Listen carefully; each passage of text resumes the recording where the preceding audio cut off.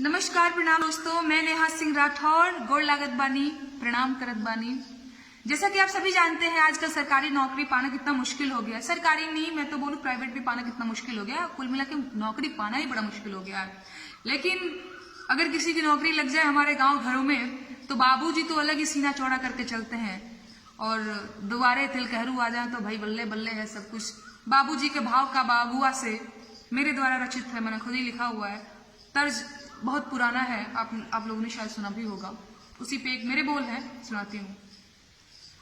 अरे सुन सुन आगुआ हो, सुन सुन आगुआ हो, बात सुन हमारी धरी न पटरी, बबुआ के हो गईल नौकरी धरी न पटरी।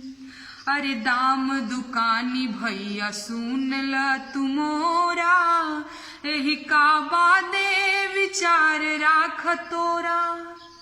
अरे 9 लाख नेट चाही, लाल की बुलेट चाही, अगोर गार छोकरी धरी न पटरी, बबुआ के हो गईल नौकरी धरी न पटरी।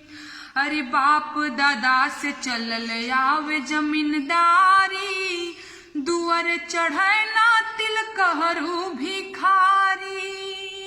अरे इज्जत सम्मान हुए, इज्जत सम्मान हुए, भाई बिरादरी धरी न पटरी, बबुआ के हो गईल नौकरी धरी न पटरी।